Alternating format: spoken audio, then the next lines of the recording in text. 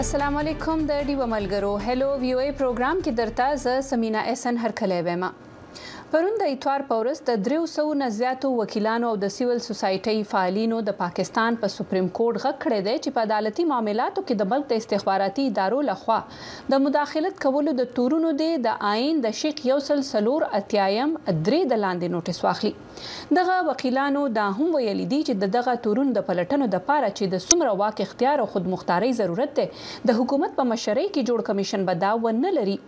دغه وکیلانو چې پکې ایمان زینب مزاری او د پخوانی چیف جسټس تصدق حسین جیلانی زوی ثاقب جیلانی هم شامل دي. په سوشل میډیا جاری کړي بیان کې ویلي د قانون د بالادستۍ د عدلیه د ازادۍ او انصاف د رسایي په اصولونو کلک ولاړ دي.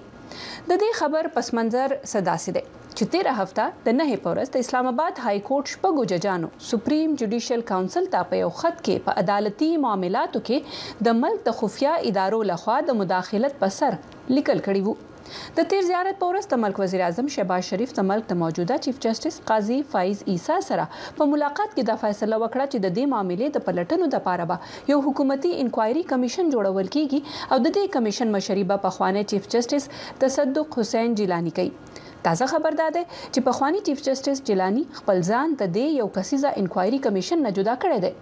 اخوا هم نن د پاکستان سپریم کورټ د دې تورونو از خود نوټیس اخیسته او د موجوده چیف جسټس قاضي فایز عیسی د دې لپاره یو وکسیزه بنچ هم جوړ کړ. نن به په پروګرام کې هم په دغه موضوع خبرې کوو او د پروګرام په اخیره کې به دې ته هم کتنه کوو چې د پاکستان لا اینڈ جسټس کمیشن په خپل یو ریپورت کې وایي په ملک کې لږ تر لږه 2 لکه او 10 سره نه زیات وکیلان دي چې پکې د خزو وکیلانو شمیر تش 40 سره یعنی 10% جوړیږي او دغه شان په سترو ججانو کې هم د خزو ججانو شرط تشه 15.5% ده. په پاکستان کې د سپریم کورټ وفاقي شرعي عدالتونو 15 های کورټس کې یو سل او شپږ ستر ججان دي او په دې کې یوازې و خزي دي. په دغه موضوعاتو بر سره میلمانه هم وي خلاول اخلوي ودمه.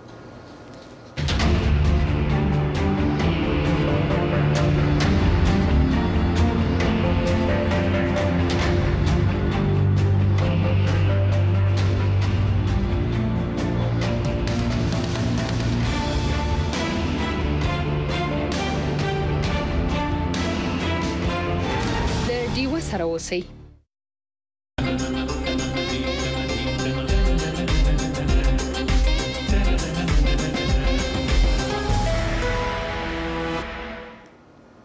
دا د وایس اف امریکا ډیوا هلو ویو ای پروګرام دی. وړاندې تاسو د پروګرام موضوع واوریدله چې د پاکستان کې د اسلام آباد های کورټ ججانو چې کم خط سپریم جوډیشل کونسل ته لیږلی وو او په هغه کې په عدالتي معاملاتو کې د پاکستان د استخباراتي ادارو لخوا د لاسوهنې تورونه لګولي وو او د دې د پلټنو د پاره ویلي وو. نو په دې لړ کې پرمختګ دا دی چې حکومت چې کم انکوایري کمیشن جوړول باندې رضا شوی وو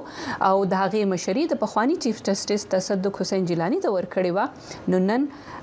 پخوانی چیف جسټس جیلانی صاحب هم د هغه یو کسیزه کمیشن نه ځان جدا کړی دی. سپریم کورټ د دې معاملې از خود نوټیس اغسته دی او کسیزه بنچ په جوړ کړی دی او ډیر ضربه په دې لړ کې اورونه یا نورا کوم عدالتي کاروایی ده هغه هم شروع کړی شي. دا به د ملک په سیاست باندې سنتیجه وګرځي. دا به د پاکستان په عدالتونو باندې او د عدالتي نظام په باورتیا باندې څومره اثر غورځي. د پاکستان عدالتي نظام چې د وړاندې نه کله د نظریه ضرورت په بنیاد باندې د فیصلو او کله شان هم دغه شان د نورو فیصلو په وجه باندې په عوامي کچه باندې هغه هم را باورتیا نه لري او په عالمي کچه باندې هم که وکتل شي ورلد جسټس پروجیکټ چې کم رینکینګ کړی دی کومه درجه بندي کړی ده د 2023م کال د پاره نو په هغه کې هم د پاکستان درجه په 122 د ملکونو په فهرست کې په 113 نمبر ده د رول اف لا یا په ملک د قانون د بالادستۍ په حساب باندې. نو دا هر څه معنی لري. دا هر څه څومره اهم دي او دا هر څه د پاکستان په قانوني نظام د پاکستان په عدالتي نظام باندې نور څومره اثر غورځولای شي د دې باورتیا څومره کمیدای شي او نه کدا یو داسې موړ یو داسې مرحله ثابتې دی شي چې دینه پس پاکستان عدالتي نظام بخپل ځان ریفارم کی یا په خپل ځان کې به بدلونونه راولي او د یو نوي سباون یا د نوي راتلونکو آغاز د دینه پس کې دی شي. په دې ټولو اړخونو باندې بعد خپل ملمنو سره خبرې اترې کوو. موږ سره بعد پاکستان د سپریم کورټ وکیلان په پروګرام کې میلمانه ایڈوکیټ نور عالم خان صاحب او ایڈوکیټ شاخاور صاحب موږ سره په پروګرام کې میلمانه کیږي او ما تخکر چې موږ سره نور عالم صاحب په پروګرام کې میلمه دي هغه ته هر کله وایو په خیر اخلي ښه نور عالم صاحب لا موږ سره نه دی راغله هغه ته بلک شانته انتظار وکړو خو زول اول یو ریپورت اړخته او ریپورت هم په دغه موضوع باندې دی چې د پاکستان د اسلام آباد های کورټ شپږو ججانو چې کم خط لیکلی و په دې باندې هم د وکیلانو د قانوني ماهرینو سره د ډیوه خبريال ارشد حسین په یو ریپورت تیار کړی دی او ریپورت نه پس به موږ سره میلمانه خامخاوي د اسلام آباد های کورټ شپږو ججانو د مارچ په 15مه سپریم جوډیشل کونسل ته خط لیکلی وو چې پکې هغوی په عدالتي چارو کې د خفیه ادارو د مداخلت شکایت کړي وو د ججانو د شکایت وروسته د زیارت پر ورځ وزیر اعظم شهباز شریف د چیف جسټس قاضي فیض عیسی سره په سپریم کورټ کې ملاقات کړي او دغه ملاقات وروسته حکومت د معاملې د پلټنو لپاره د یو کسیزه کمیشن جوړولو اعلان کړي پاکستان تحریک انصاف په عدالتي چارو کې د خفیه ادارو مداخلت د تحقیقات لپاره د کمیشن جوړولو حکومتي اعلان رد کړي او غوښتنه کړې ده چې د معاملې د سپریم کورټ پر وړاندې کې خودل شي د قانون مرکزی وزیر اعظم نذیر تارړوای د سپریم کورټ کم پخوانی جج به د کمیشن مشري او پلټنې کوي د قانوني چارو ماهرین د معاملې د تحقیقاتو لپاره د کمیشن جوړولو اعلان مهم ګرځوي मेरा ख्याल है कि अच्छी रिप्यूट के जज زما په خیر ک یو د ښه شهرت جج د کمیشن مشر وټاکل شي نو خبري کاه شری پلټنې په سم ډول اون کړی شي نو بیا به د کمیشن مشري څخه استعفا ورکوي او د سره بخکار شي چې د کوم اړخ نه فشار دی دغه کمیشن که څه هم تحقیقات وکړي نو پاغه به عمل درآمد سپریم کورټ کوي اور پھر امپلیمنٹ الټیمیټلی تو پھر سپریم کورټ نے کرنے ناقدین وايي په پاکستان کې په عدالتي فیصلو باندې د اسټابلیشمنت لخوا د فشار الزامات نوې خبره نه ده خو زیاتوي په دی ورستو کې دا ډول تورونو کې اضافه راغلي ده قانون پوهان وايي د پاکستان په عدلیه د خلکو باور تر ډیره ختم شوی دی او په کار د چې دازل رڼې پلټنې وشي او معلومه شي چې په ججانو څوک فشار اچوي देखना यह है कि जो इंक्वायरी कमीशन के जो जिनको मुकर्रर किया जाता لیدل کیږي با چې حکومت د پلټنو د کمیشن مشر څوک ټاکي آیا هغه به دومره توان او همت ولري چې هغه طاقتور ادارې راوبلي پچا چې عدالتي چارو کې د لاسوهنې تورونه لګول شوی کال 2013 کې د اسلام آباد های کورټ پخوانی جج شوکت عزیز صدیقی هم په عدالتي چارو کې د خفیه ادارو د مداخلت تورونه لګولي وو خو ستر عدالت د هغه دغه تورونه نظر انداز کړی وو ولې په دې 13 ورځو کې سپریم جوډیشل کونسل د شوکت عزیز صدیقی په حق کې فیصله ورکړه دا الیګیشنز چې راغلي دي دا الریډي پدې کې دغه سټیټ ایجنسو خلاف دي نو دا کیس او دا خبر او دا کمیشن دا یو ډیر مشکل صورتحال د دومره آسان نه ده نو زما په خیال باندې د دې سپاینډ اس کراځي هغه اکسپټیبل نه باغه تحریک انصاف ته اکسپټیبلی او کپرس کا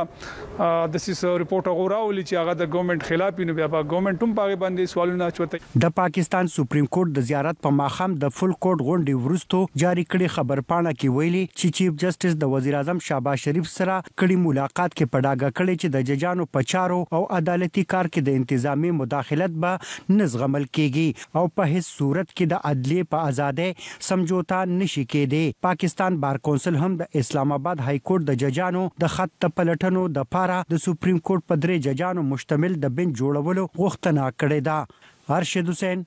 وایس اف امریکا ډیوا اسلام آباد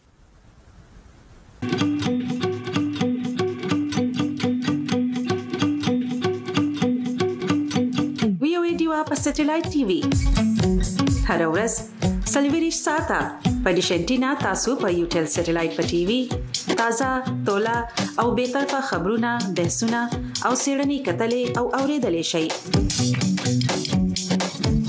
د یوټل سټلایټ فریکوئنسي یا سبې او یا بي او یا اشاریه 15 ایست چینل یو سلدري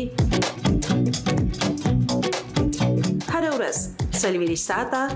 لډي وسره اوسئ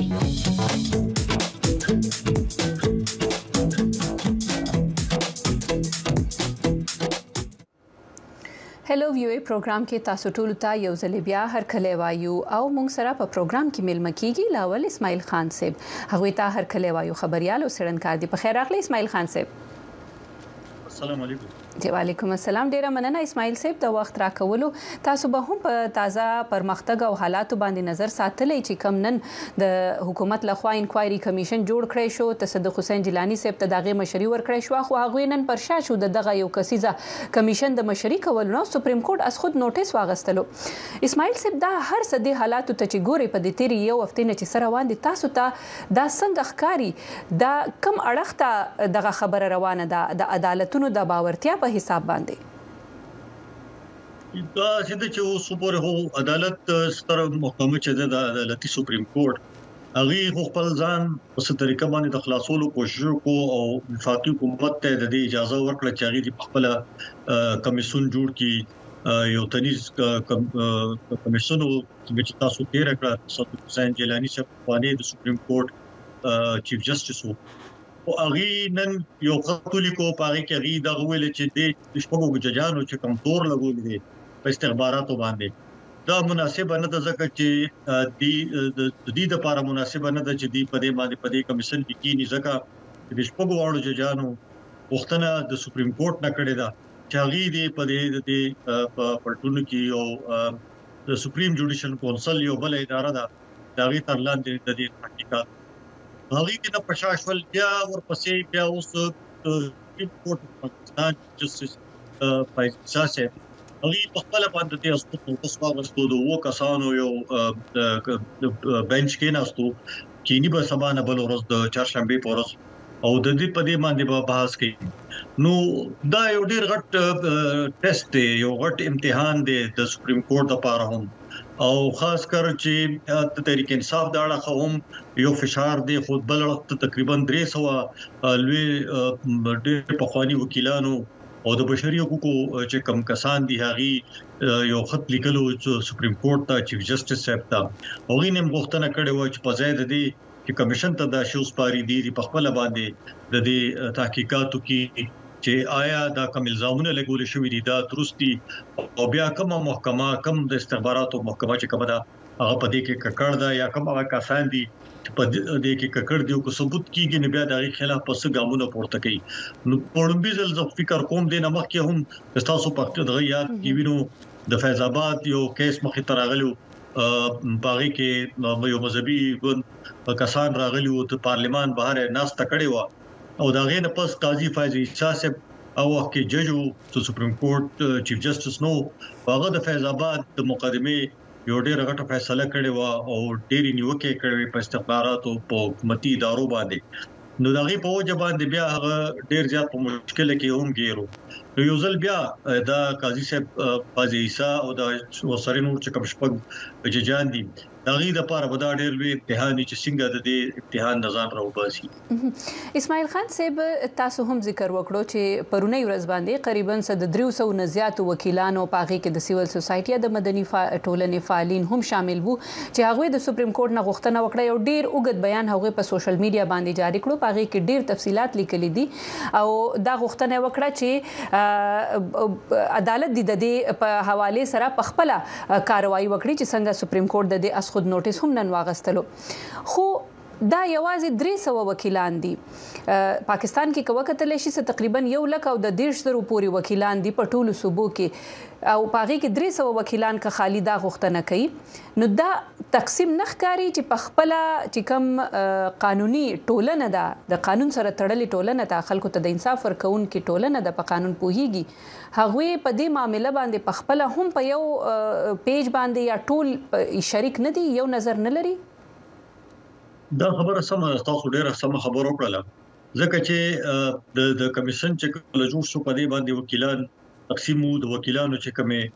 خپل ګروپونه دي پړډلې دي یا اسوسییشن دي د سپریم کورټ بار یا د های کورټ بار د لاهور های کورټ بار یا د سنور په دې کې ګڼو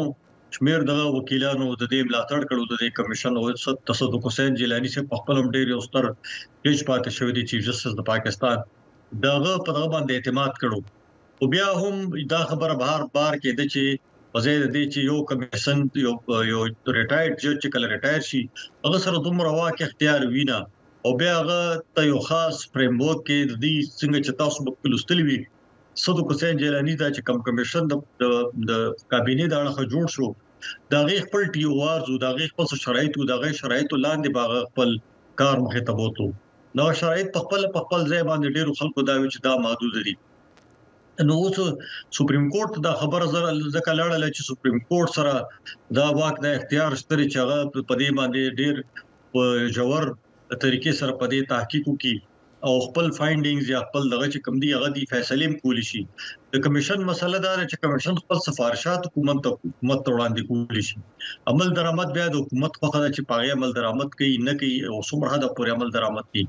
خو د سپریم کورټ دا اړه خبره مخه تراله سره ډایرکشن زراغل چې هدايات راغل څه خبره مخه تراله څه حکم رالو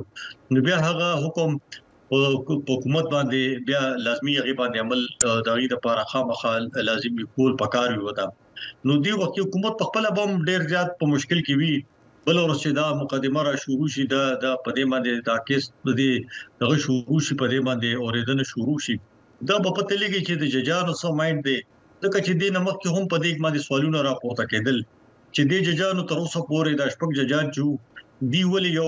یو نیم کال دی په خپلم چې کم خطو پاري کې لیکلي چې دا سلسله د یو کال د صد پاس روانه و نو هغه وخت چې چیف جسټس صاحب چې کوم عمر عطا بنديال هغه تم په قتل کل شو هغه ولې د دې خبرې نوټس نو وغستلې یا د های کورټ چې کوم د اسلام آباد های کورټ چیف جسټس ته هغه ولې نه دی غستې یا د یو جج الزام دا لګول چې داغه اوخه تختول شو نو داغه هغه کې پولیس ته اطلاع ولې نه وشوي او دا رنګ ګډ شمیر نور خبرې دي چې دا ججانو په خپل باندې هم کوي شو چې دی نوټس ایشو کړي وي او دا کسان چې څوک د دې په نظر کې پدې کې ملوث او پکړو پدې کې غیر اغوستو داغې نه پوښتنه کړې دي دا ټول سوالونه به د چیف جسټس صاحب چې کوم دا بینچ جوړ شو وو کسانو نو بل ورسېدا دی کینی نو دی به هم د دې خامخا د دې سوالونو تاسو کوي چې دا اچانک یو نیم کال پس د شپږو جانو د دې ضرورت ولې محسوس کو چې اوسه دا خبره روچه تکړه په خپل ولې ګامونه نه پورته کول د خلاف اسماعیل سیبیوبل تر شاخاور صاحب هم په پروګرام کې میل مشوي د هغه ته بهر کلی وایو خو تاسو نظامات پوسټا د اسماعیل صاحب چې پاکستان په سیاست کې وسپورې تقریبا په دې 2-3 کالو کې خو ډیر زیات ولیدل شول چې د اسټابلیشمنت د رول ذکر کېدلو او نیوکه هم پکې کېدلې او داسې په دې لسر په سوشل میډیا باندې هم ډیر زیات خبرونه چې کم دي هغه اوریدل کېدل پاغه کریک ډاون هم بیا په سوشل میډیا پلیټ فارمز باندې ولیدل شول په پاکستان کې ایکس وسپورې هغه شانتي په صحیح طریقه باندې کار نه کوي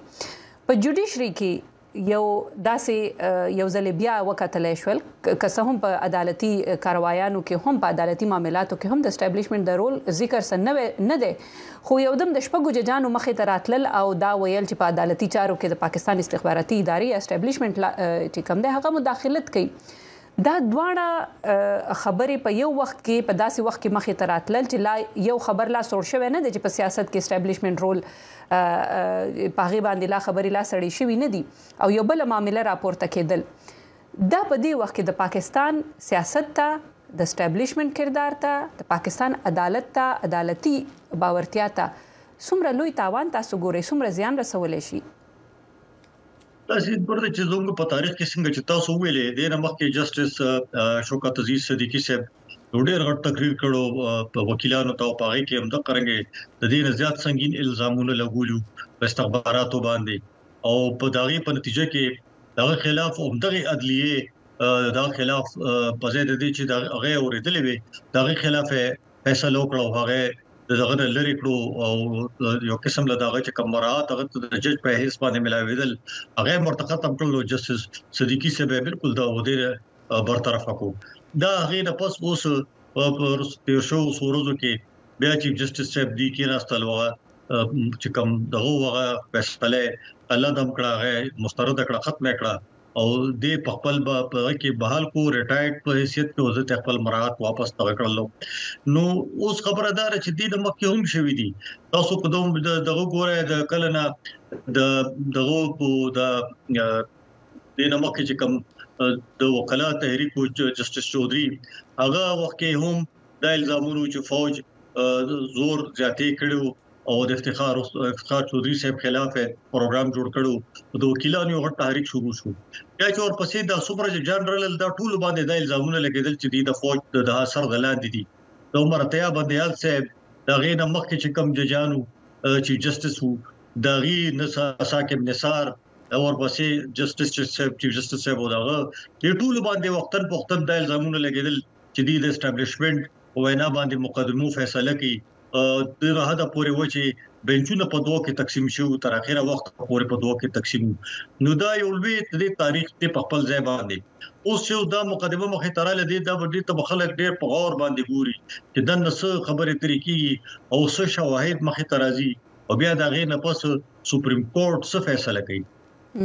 تاسو ډیره زیاته مننه کوم اسماعیل خان صاحب د وخت را کولو او دومره اهمه خبرې کول تاسو ډیره مهرباني.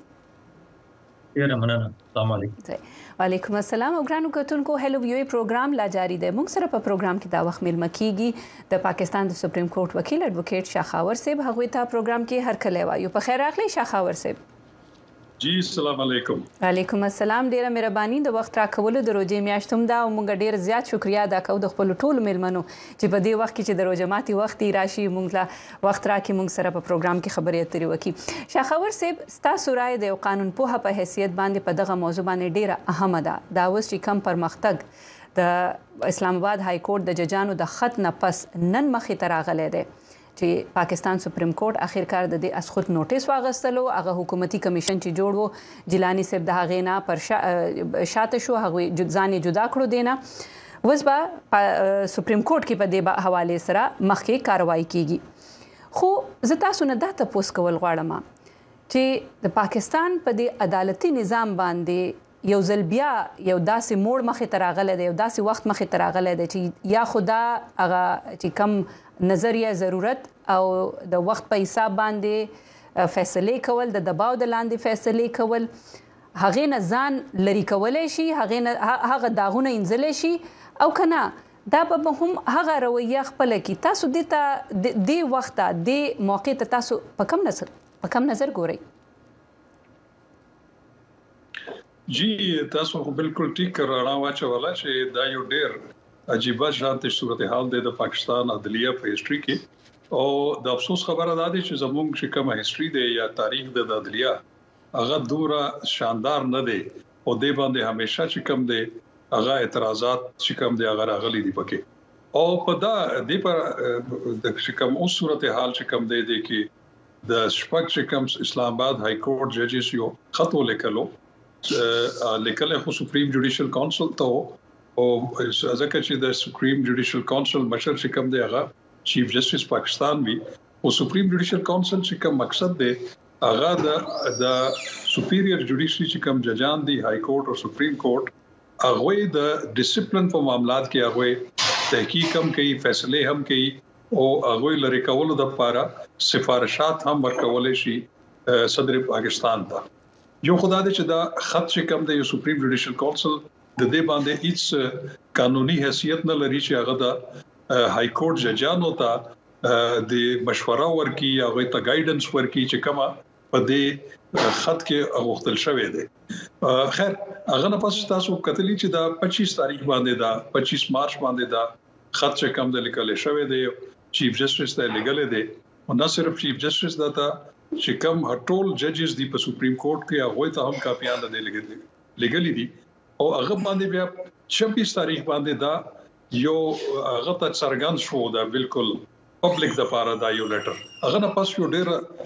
لوی تنازع چې کومه دی او تضادات شروع شول هغه اوسه پورې جاری دي. نه تاسو به کتلی وی چې په 26 تاریخ باندې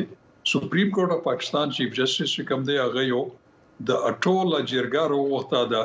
ججانو هغه چې 15 ججان دي هغه کې دا خبره وړاندې شو او هغه ورځ هیڅ فیصله ور باندې ونه شو. په بل ورځ باندې په 27 تاریخ باندې بیا وزیر اعظم او چیف جسټس ملاقات وشو هغه نه پس بیا یو د سپریم کورټ چې کومه د جرګه وشو د ټول 15 ججانو او هغه بیا چې کومه وزیر اعظم مشوره ورکړی و چې دا یو زموږ قانون لرو انکوایریز کمیشن اند انکوایریز اکټ 2017 هغه د لاندې بهبود ته تحقیق او هغه کې به یو په خوانه سینیئر جج چې کوم دی هغه به کمیشن سربراہ وي هغه مو شو هغه کې بیا یو تصدیق جیلانی صاحب زموږ په خوانه چیف جسټس دی هغه نوم راغلو هغه نوټیفیکیشن هم وشو او بیا نن دغه څه وشول چې چیف جسټس چې کوم دی هغه خپل اختیارات استعمال کړل او دا خبره بیا هغه سپریم کورټ ته چې ورمخکې کړه آرټیکل 184(3) د لاندې چې هغه د پاره د میجورټي چې کوم وکالت تنظیمونه او هغه هم د مطالبه کوله. اوس خبره دا دي چې دا اوس بوت پورز د دې سماعت چې کوم دی هغه بالکل مقرر شوی دی. هغه کې به دا حکومت او د ټول ایجنسیانو ته چې باندې الزامات دي هغه ته به نوټس ورکړي، هغه د پاسپورت د کاروایی شروع کیږي. خو بیا په کتن دا وی چې کیا دا چې دا تحقیقات چې کوم دي چې کوم الزامات د ججز لګولې دي هغه سپریم کورټ به تور یو تحقیقاتي اداره کوي شي یا نشي کوي، دا به یو ډیر لوی سوال وي د سپریم کورټ ته. تاسو موږ سره اوسې شاخاور صاحب موږ سره په دې وخت کې هم د پاکستان سپریم کورټ بل وکیل نور عالم خان صاحب هم میلمه شوی دی. هغه ته به هم په پروګرام کې هرکلی وایو او په دې بحث کې به غواړو چې هغه هم موږ سره ملګری شي. په خیر راغلی نور عالم خان صاحب. السلام علیکم، ډیره مننه د وخت را کولو. نور عالم خان صاحب د روجماتي ټیم د خو بیا هم تاسو راغلی، تاسو ډیره شکریا ادا کوم. نور عالم خان صاحب تاسو نه بزت تاسو کول غواړم، موږ سره شاخاور صاحب هم په لاین باندې موجود دی په دې وخت کې. د ما وختي د اسماعیل خان صاحب نه هم دغه تاسو وکړلو چې د پاکستان عدالت باندې دا یو داسې وخت راغلی دی چې عدالت ته به یو قسم لا په عوامي کچه باندې خپل باورتیا ثابتولو یو موقع بیا ورکړی شوی دا. که څه هم د پاکستان عدالتي تاریخ کې وکتل شي هغه شانتي رون نه دی، پاغه باندې تورونه او د نظریه ضرورت خو ډیر زیات لیدل کیږي په فیصلو کې، په غټو فیصلو کې. خو تش د 300 او څه هم دغه شانتي 300 نه زیات وکیلانو لخوا پرون یو ډیر اوږد بیان جاری کړی شو او په هغه کې آرټیکل 143 د لاندې د پاکستان سپریم کورټ از خود نوټیس اغسته ده. هغه د پاکستان د سپریم کورټ نه پرون دا غوښتنه کړې و. پاکستان کې د 1,10,000 پورې وکیلان دي. تقسیم ولې ده په قانوني ټولنه کې په خپل په دغه موضوع باندې؟ دا خو یو قسم لاکه تاسو صحیح تشریح کولای شي آئینی مسله ده.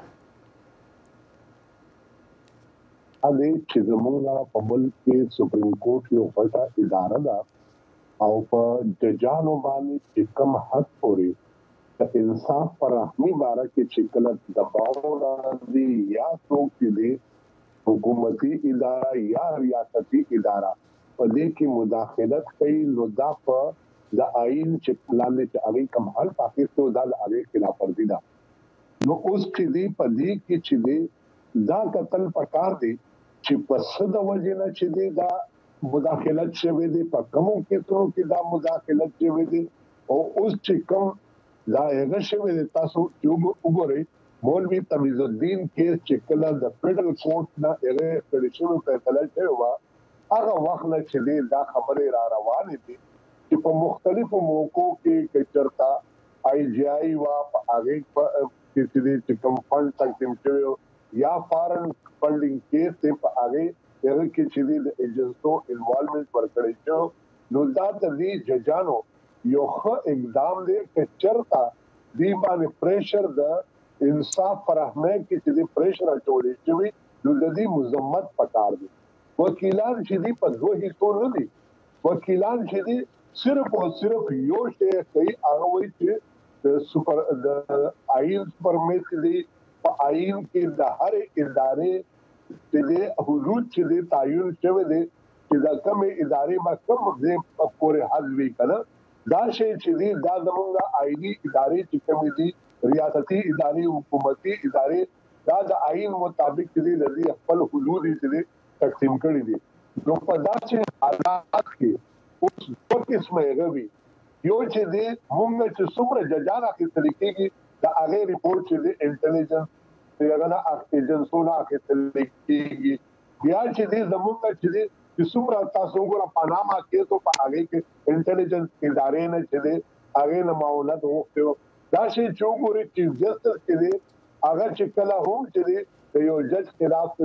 شکایت وینو دا هغه ریپورټینګ وی دلته کې مداخلت د یو فیصله لپاره د انصاف فراهمي په اړه کې چې مداخلت کول د ډایرکټ د حکومتي ادارې یا ریاستي ادارې یا د یو جج ته په توبانه یا د چیف جسټس په توبانه کوم مداخلت کیږي چې د آئین او د قانون مطابق یا د خپل ضمیر مطابق فیصله مور کو د بل شاته فیصله ورکا چې دې هغه خلاف ورزي دا او په دې کې چې کوم کمیشن جوړ کړو دا کمیشن چې دې دا صحیح نو موږ د دې مخالفت کولو چې دا پکار دا دی ولې چې کمیشن چې دې ریکمنډیشن ورکړي سفارشات ورکړي چې د دې چې څومره خبرې شوې دي د دې اصل حقایق څه دي موږ مخکې ویلو اوسم دا وایو موږ وایو چې په دې کې فل کوټ چې دا کم وو ترز د پاره چې مقرر کو دا صحیح طریقه دا اوس موقع د پاکستان جوډیشري طرح چې هغه چې دي وکیلان د هغه په شابه ولاړ دي چې په دې فیصله کې چې دې چلتا ججان ملوث وي یا د ایجنسو یا حکومتي ادارو په نوم باندې نور خلک چې دي خپل کارونه وباسي څنګه چې دي چیرمن نیب خلاف چې دي هغه ویډیو راغله ملک ارشد چو د دې جج چو هغه خلاف راغله په چرتا دا دریم غړي سړې کوي دا هغه هم پته لګیدل پکار دي چې په جج کې غلطي وي هغه هم پته لګیدل پکار دي او که چرته دا ادارې غلطیاں کوي او دې چې دي د خپل مرضي فیصله لپاره پریشر اچي د خپل جج په ذریعہ باندې یا په یو جج باندې یا د هغه په کې چې پرایویټي سیستم کوي نو په داسې حالات کې سپریم کورټ واحده لار ده چې دا د آئین مطابق په ډیکلیریشن کوي دا به وایي چې دا غلط دی دا اوس یو خبره کده زمونږ سینیئر شاخاور صاحب هغه ویلي چې دا سپریم کورټ چې دی دا فیکټ یا انویسټیګیشن نشي کولی دیله چې دی یو شعر راغلی دی هغه ججانو خپل یو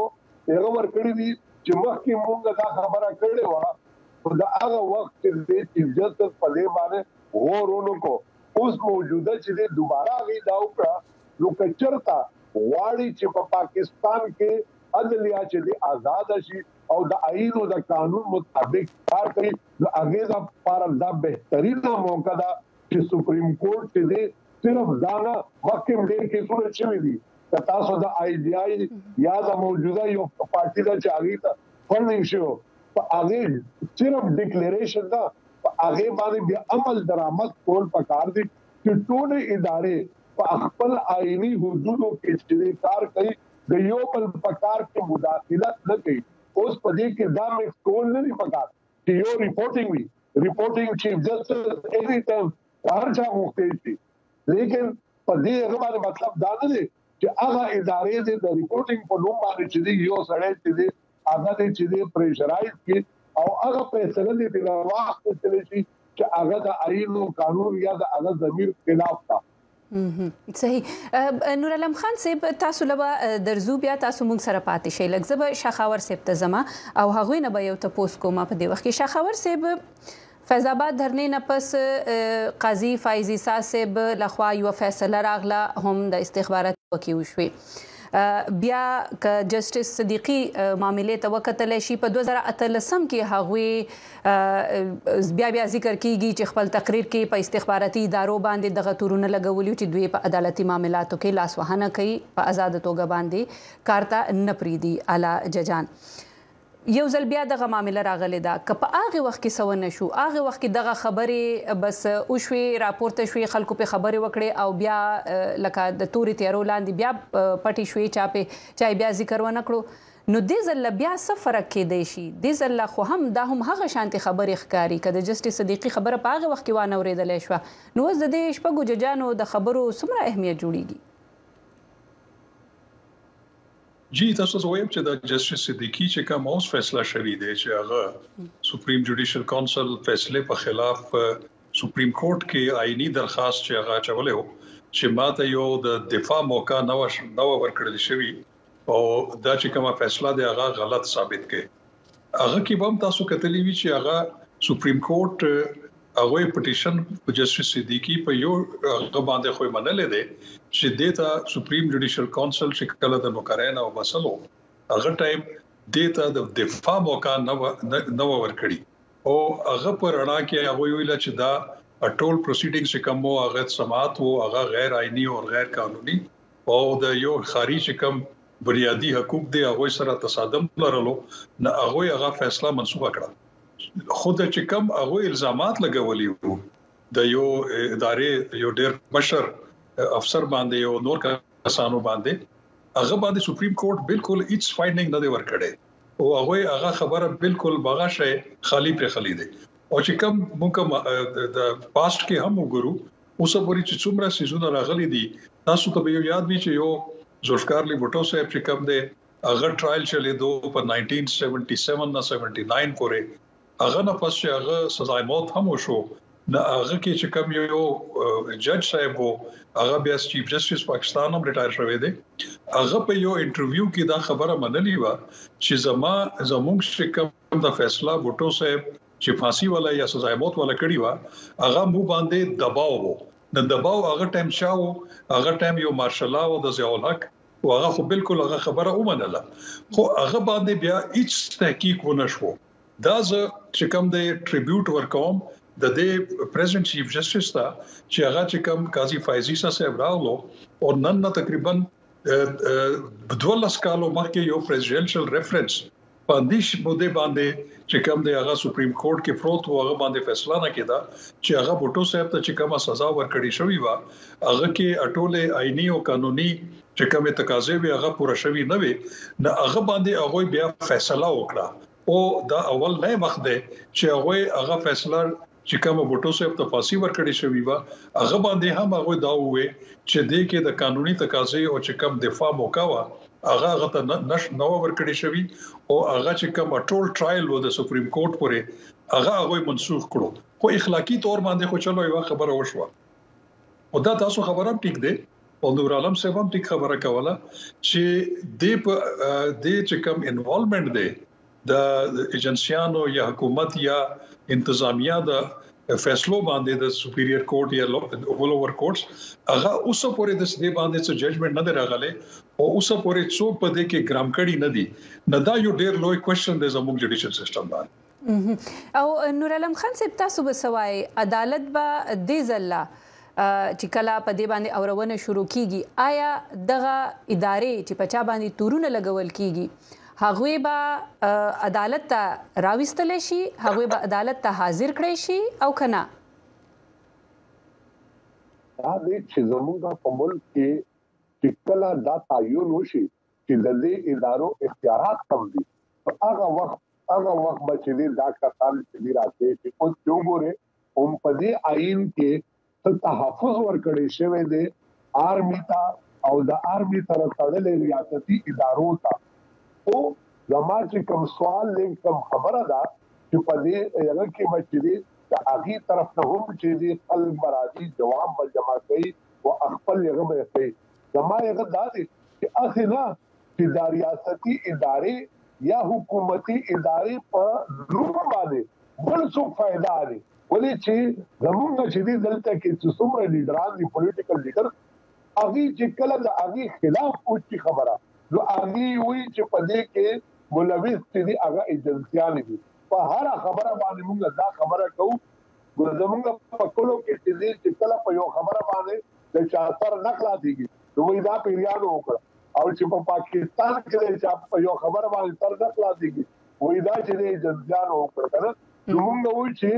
اوس دا بهترینه موقع ده د کې به هر یو سړی راشي په دې کې به وفاق هم راشي د وفاق انډر چې دا کومه ایجنسیان دي حکومتي یا ریاستي د دې نمائندګي به موشي او پته به ولګي چې آینده لپاره دا شی ستاپ کول څنګه پکار دي ما تاسو ته ویلې چې دا هغه ایجنسیانو خپل کردار شته او دلته قتل پکار دي چې دلته کې آیا دي چې ډایرکټ ولوي دي کنه یا د دې په نوم باندې چې څوک دا انکار کوي چې یا چې کیمرې لګي یا د چا فندامنټل رائټ وایلیټ کوي یا د چیف جسټس یا د یو جج کلی جج په ذریعہ باندې اپریشن ډیولپ کوي او چې کوم ججان په دې کې انوالو دي یعنی کچرته د آئین چې کله دې ته حل ورکړي کیږي نو هغه کې دا سپیشل خبره کیږي چې زما بغیر خطرې بغیر هغه چې انصاف فراهمي ورکوم او په دې بابت کې چې وګورا چوکس صدیقی صاحب چې هغه سپیل واغې ته نو هغه خو هغه چې کوم بیک بینیفټ هر څه او ورک او هغه مسله کلیر نشو دا شی چې په سپریم کورټ کې پکار دی چې په دې باندې چې ونس فار آل ولې چې په دې وخت کې زموږ د دنیا په لیول باندې سپریم د عدلیه چې ډیره په شاپ باندې روانه ده 139 سپتمبر باندې روانه ده چرته موږ په دې وخت کې عدلیه خپل ځان او پیژندل چې عوام چې اګاهی راغلي دا لیګل کمیونټي چې دا د سپریم کورټ په شاپ باندې ولاړه ده کوم چې لپاره رول اف لا لپاره سپرمیسی اف کانسټیټیوشن لپاره نو دې ته پکار دی چې دا شی چې دی او کې او پدې کې چې دی تعینو کې د آئین مطابق چې د کوم ادارې کم حدود دي پارلیمنت چې دی سپریم کې او د اغینا لاندې چې کوم ادارې امید خپل اختیارات ورکړي دي. تاسو ډیره زیاته مننه کوو نور عالم خان صاحب چې تاسو مونږ له وخت راکړلو او دومره جوړې دومره اهمه خبرې تاسو په دغه موضوع باندې وکړې. تاسو ډیره مهرباني. او موږ سره شاخاور صاحب موجود دی. شاخاور صاحب تاسو نه بزا اخیری پوښتنه کول غواړم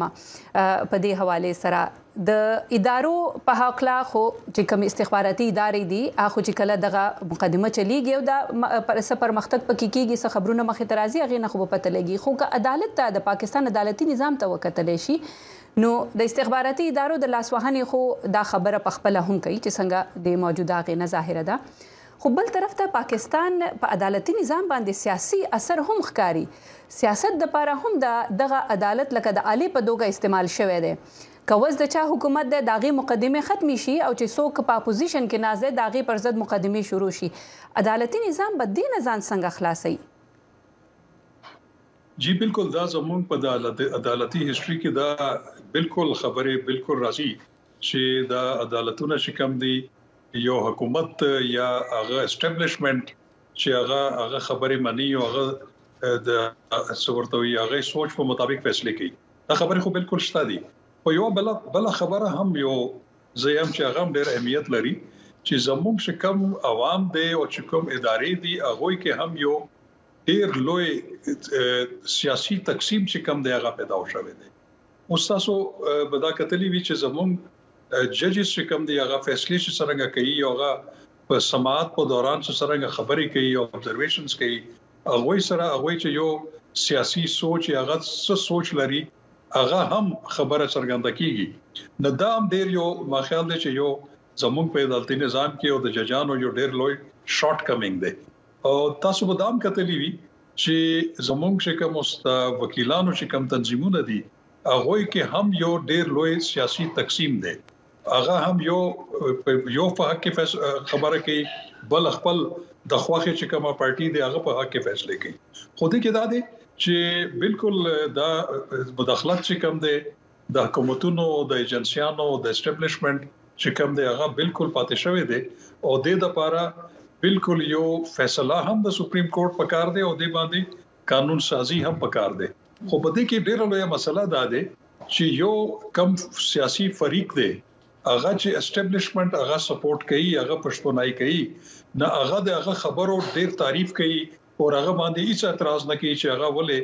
خپل منډیټ نه سیوا د سیویلین میټرز کې مداخلت کوي او که هغه په خلاف فیصله وشي نه بیا هغه بل شانته ورسره رویه ساتي. نه دا خدا ګړم چې زموږ شکم سیاسي جماعتونه دي پارټیان دي هغه ته هم د پکار دي چې هغه یو نوې مساکه جمهوریت وکي چې هغه دا یو خبره چې کوم دی ډیسایډ کی فیصله وکي چې مو آینده د لپاره د حکومتي یا ریاستي یا د اسټابلیشمنت د لاسب بالکل یو بل مخالفت نه کوو او هغه چې کوم سیاسي کردار دی هغه ختمولو د لپاره به یو فیصله کوو.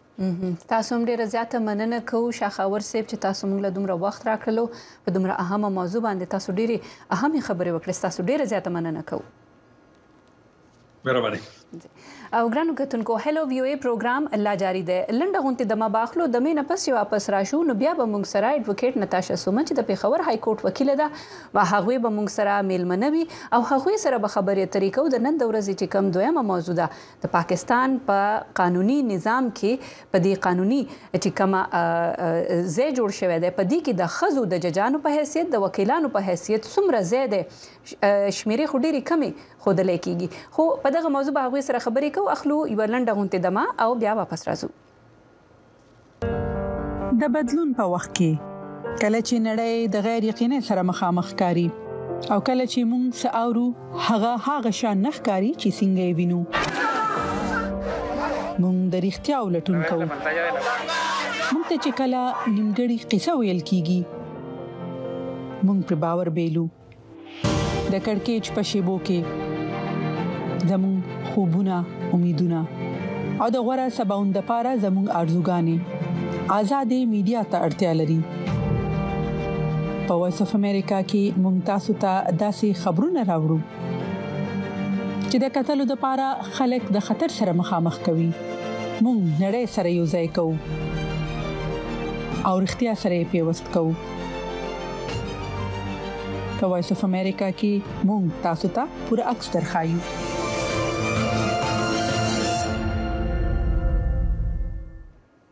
هلو وی پروګرام کې تاسو ټول ته یو ځل بیا هر کله وایو او یو تصیب ز کول غواړم په پروګرام کې 2-3 ځله مانه د غشمیره غلطه شو چې پاکستان لا اینڈ جسټس کمیشن په خپل ریپورت کې وایي چې په پاکستان کې تقریبا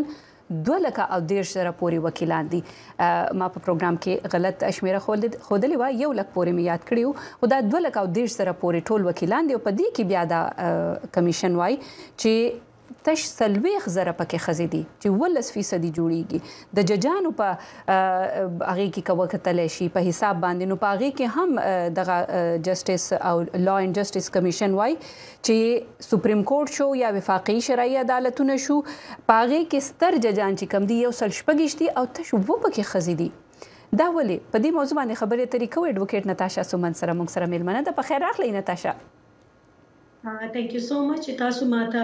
دلته مقرره کړه د خبرو کولو او د اهم ټاپک باندې خبرې کولو مکمل تاسو ډیره مننه د وخت راکولو د جماعت ټیم د بیا هم تاسو موږ سره راغلی نتاشا دا تاسو په وکیل په حیثیت باندې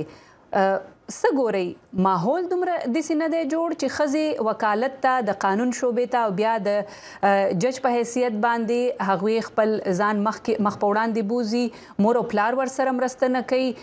ټولنه ور سره مرسته نه کوي یا جنکې په خپل نه غواړي چې وکالت یا قانون شوبې ته راشي په دې کې د ټول فیکٹر شامل دي زبدا وایم اوله خبره خدا چې زما تعلق د زیلبنو نه دی چې ډیره بیکورډ یو علاقہ ده او د بنو د هیستریز اولنې وکیل یم چې زه په دې پیښه کې یم اول وځ په دې کې دا وایم چې په دې کې د ټولو نه اهم تعلق چې کوم وی هغه د مور او د پلار دی چونکه زه څنګه علاقې نه بیلون کوم زما تعلق ته هغه چې کومه ده هغه د سړو ولا معاشره شمارل کېږي لہذا او زما روډ نه غواړي زما پلان نه غوښتنو کې د شینن نتاشا دلته نه وناسته دویمه خبره به زه دا وکم چې زموږ د پیښه چې کومه ده دا لږه سخته پیښه ده لکه د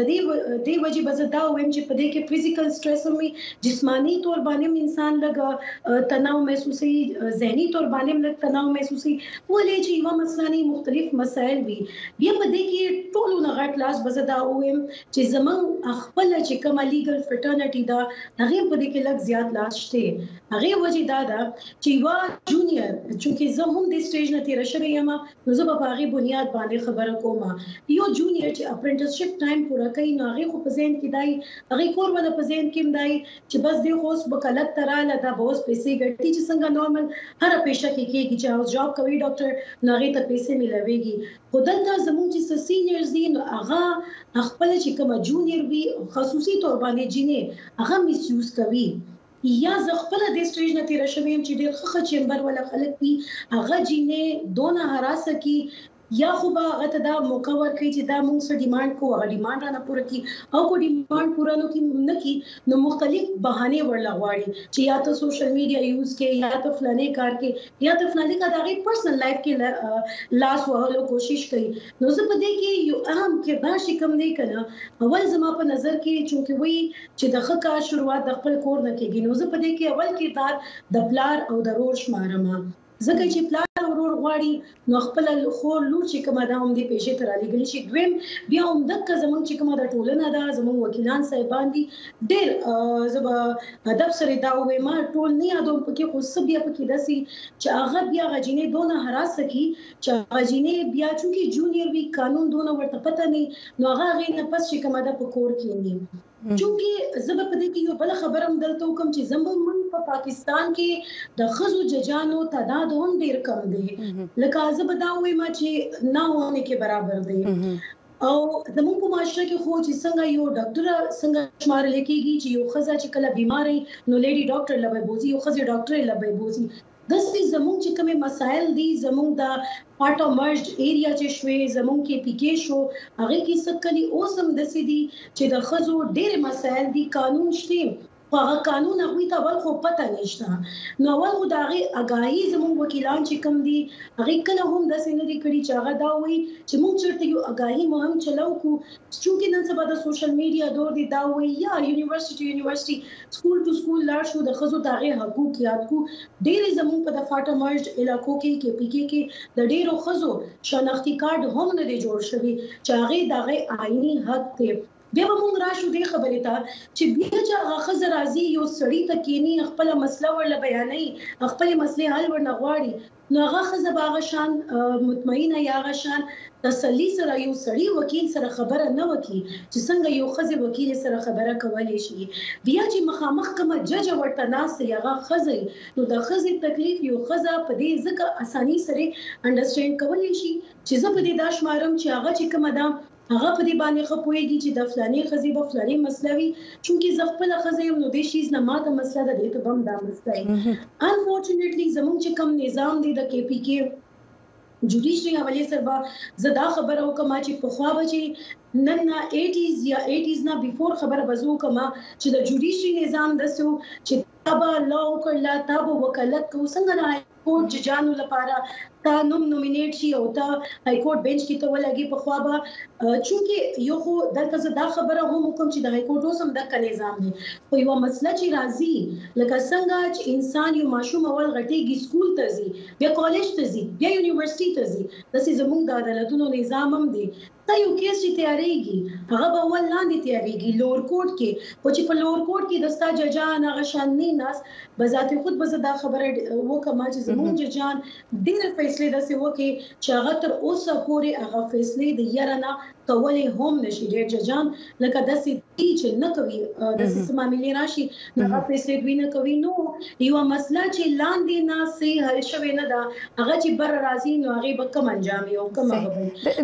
نتاشا یو ډیر استاسو په خبرو کې ډیر پوښتنې زما په ذهن کې هم رااله زموږه کم کتون کې اوریدونکو چې تاسو ګوري هغه په ذهن کې به هم راغلي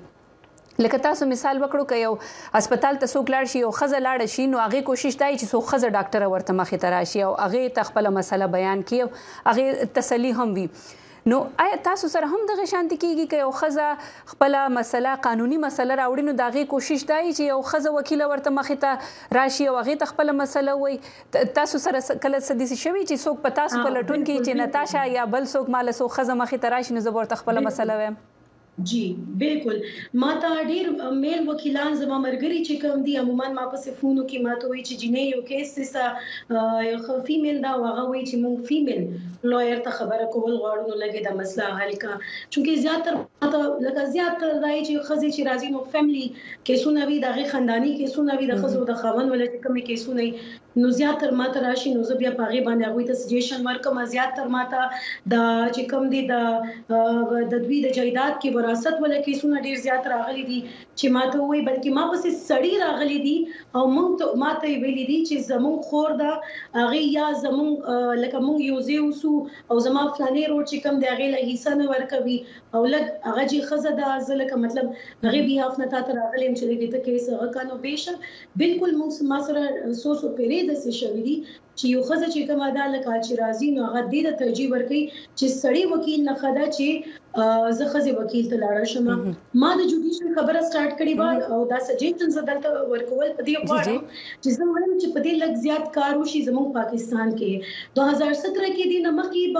بیا په دې کې امندمنت دا شوی و د 90s 80s نه پس بیا دا وشو چې هغه باقاعدګي سره د جوډیشري سیول ججي امتحانونه کې خپل چې سیول ججي امتحان به ورکوي بیا باغې نه پس شکم دی هغه کې بداو چې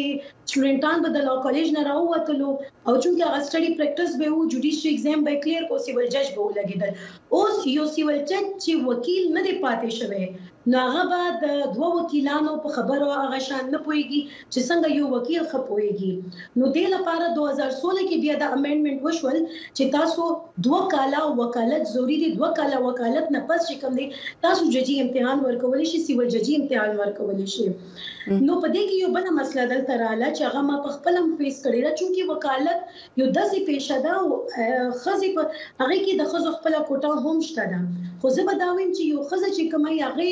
ډېر ریسپانسیبিলিټیز په سر باندې په وکالت کې نو وکالت کې دفتر هم دی بیا کلاینټس ډیلینګ هم دی عدالت ته تګ راتګ هم دی ټیک شو نو دې نه پس دغه فیملی لایف هم شي هغه پرسنل لایف هم شي نو هغه ډېر لګا ګران هغه وات آی سجیسټ ما سجیشن دی او زه سوې ما چې بیا په هغه کې دوی د ایگزام چې کوم دی پبلک سرویس کمیشن ایگزام سره کو چې پبلک سرویس کمیشن ایگزام ته خپل خلک دوه یو کال ورکوي نو یو وکیل به یا وکالت کوي یا به پکور کینی او یا به د جوډیشري تیاری کوي لکه دا خو یو کامن سنس خبره ده چې دا پوسیبل نه ده یو وکیل به وکالت پرې دی او سټډي به کوي بیا په هغه کې چې کوم سبجیکټ سي لا سبجیکټ دی خو څه سبجیکټ پکې بیا د سیدی لکه جنرال نالج سبجیکټ دی هغه کې فلسفه دی هغه کې فزکس دی کیمستري دی چاغي سری زمو کو سو میل لکه تعلق هم بیا ناراضي ولې چې دا ټول کار بیا خپل هغه فورنسیک ولا کارونه هغه زمو ډومین نه لہذا زه سټیل دا سجیشن ورکوم چې یو داسې کمیشن یا یو داسې غچ منتخب شي یا داسې یو ګیرو منتخب کی یا څنګه په پخوا کې دل چې پریکټیسینګ وکیلان به چې چا به وکالت کولو هغه ته داسې موقع ورکوي بیا خزو لپاره خصوصي او ما غنښت سنوي چې څنګه پبلک سرویس کمیشن جوډیشري کې دوی یې دي نو زه په دې ویم چې یو وکیل چې ډېری بیس باندې یو وکیل ګوري هغه ته پته لګي یا بار کونسل ممبر چې ګوري هغه ته دا پته لګي چې دا پریکټیسینګ دی او دا پریکټیسینګ نه دی او دا 2 کال پس هغه الیجیبل کېږي انټرویو لپاره د جوډیشري او دا غي سلیکشن کېږي زما په نظریه مطابق هر دوی مجینه با پریکټس سم راځي ځکه چې هغه بداوي چې پریکټس مال لپاره زوري پدې دی چې فلاني ممبران دي هغه چې ما پیژنې نه چې زه وکالت ترازم نه نو ما جوډیشري کې زما نوم بنزي او زه په پکې راځي کېږم نه زه په دې دا زما یو ورکوټي شان سجیشن دی چې زموږ ادلیه چې کومه ده په دې بلګه خشي بالکل په سترګو ډیره مننه کوم نتاشا سومن چې تاسو راغلی وخت کم وو ځکه تاسو سره هغه شانتي ډیره خبرې نشي کېدای کنه پښتنې زما ډیره زیات دي مزان ته لیکلي هم دي خو بیا به چرته کې هم دغه شانتي پروګرام جوړو پاغه باندې په تفصیل سره تاسو سره خبرې اترې کوو تاسو ډیره مننه د وخت راکولو په دومره اهم موضوع د خبرې کولو تاسو ډیره مهرباني او ګرانو کتونکو هم داو د نن د ورځې هلو ویو پروګرام د نپس به تاسو لوی خبر پښتونخوا پروګرام کتل شي خو یا اخلو یو لنډ غونډه دما او بیا واپس راځو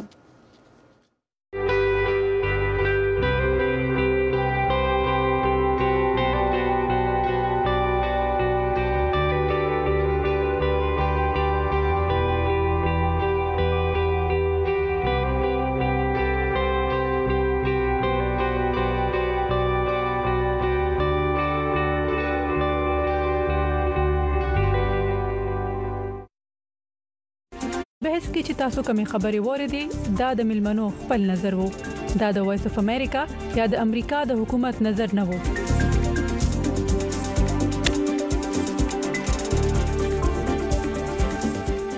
او وس د پروګرام وخت چې کوم دی هغه لږ سات کې سرته رسیږي د نن د ورځې هلو وی اے پروګرام تاسو ولیدلو لوی خبر پښتونخوا پروګرام دی نه پس به تاسو لیدلی شئ زه سمینا احسن سره د پروګرام د پروډکشن ټیم تاسو اجازه غواړم الله پامان